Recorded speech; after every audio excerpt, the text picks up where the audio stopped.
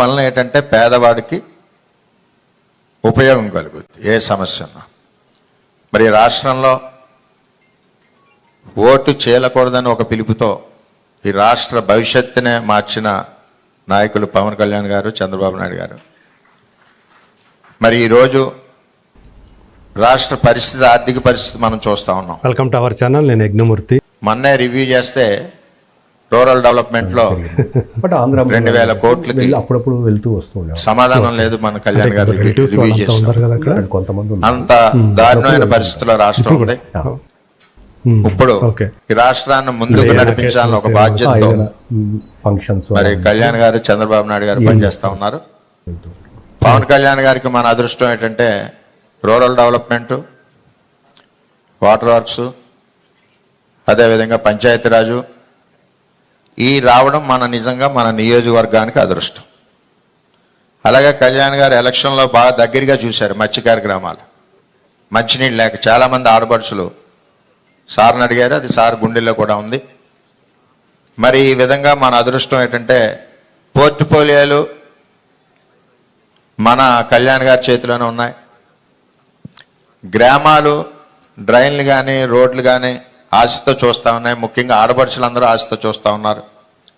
వీటన్నిటి మీద మనకి చాలా మేలు జరుగుద్దని ఒక ఆలోచనతో ఉన్నాం. అదేవిధంగా పెన్షన్లు ఇదివరకు ప్రభుత్వం 4 నెలలకో సంవత్సరానికో 200 రూపాయలు పెంచడం, పెంచినా అది ఉపయోగకరంగా లేకపోవడం. మరి ఒకేసారి నిర్ణయం తీసుకున్నారు 3వ సంతకంగా 1000 రూపాయలు కూడా ఒకేసారి ఆర్థిక ఇబ్బందుల్లో పెంచడం అంటే పేదవాడి మీద ఎంత అభిమానం ఉందన్నది మనం తెలుసుకోవాలి. ఇందాక కలెక్టర్ గారు చెప్పినట్టు జాయింట్ ప్రాపర్టీస్ మీద చాలామందికి పెన్షన్లు రావట్లేదు. రెండవది, భర్త డైవర్స్ ఇవ్వకుండా కనపడకుండా పోయిన వాళ్ళు చాలామంది నియోజకవర్గంలో ఒక 100 మంది పైన ఉన్నారు నా దృష్టిలో. వాటి మీద కూడా ఒక నిర్ణయం తీసుకోవాల్సిన బాధ్యత ఉంది. ఎంచేతంటే భర్త రావట్లేదు, సర్టిఫికెట్ ఇవ్వడం కుదరట్లేదు. ఒంటరి మహిళలు ఇదివరకు ప్రాక్టీస్ ఉంది కాబట్టి దాన్ని కూడా మన డిప్యూటీ సీఎం గారిని దృష్టిలో పెట్టవలసిందిగా కోరుతా ఉన్నాం. అన్నిటికంటే దారుణం ఈ 5 సంవత్సరాల్లో జరిగింది ఏంటంటే కరెంటు బిల్లు 30వ తారీఖు నాడు తీసుకోవాలి స్లాబ్ ఉన్నప్పుడు.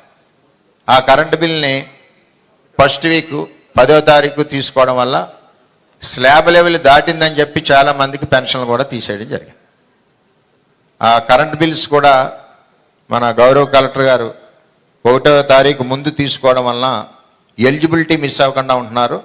ఇంటెన్షనల్గా గత ప్రభుత్వం ఏంటంటే ఫైనాన్షియల్ బర్డెన్ పడుతుందని చెప్పి ఫస్ట్ వీక్ 7, 8 తారీఖు తీసుకోవడం వల్ల వాళ్ళు స్లాబ్ లెవెల్ నుంచి జంప్ అయ్యి ఎలిజిబిలిటీ పోతున్నారు. ఎలిజిబిలిటీ పోయాక ఆ కరెంట్ బిల్ని సరి చేయమంటే కరెంట్ ఆఫీసులోంచి 6 నెలలు పడుతుంది. మళ్ళీ ఆన్లైన్లో లైన్ పెట్టేసరికి సంవత్సరం వరకు నష్టపోతూ ఉన్నాడు. దీని మీద ఒకటి టెక్నికల్ ప్రాబ్లమ్స్, దీని మీద ఒకటి దృష్టి పెట్టడం.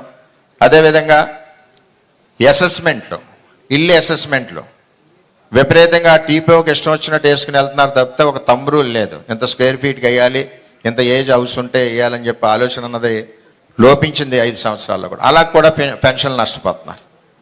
అలాగే సదరన్ క్యాంప్ ఒకటి మరి ఇక్కడ లోకల్గా పెట్టాలి. సదరన్ క్యాంప్ కూడా లేక ఇబ్బందికర పరిస్థితుల్లో పెడుతున్నారు ఫిజికల్ హ్యాండిక్యాప్స్ అని చేత ఇవన్నీ కార్యక్రమాలు ఉన్నాయి కాబట్టి మరి ఎంతో ఆశతో నియోజకవర్గం ఉంది.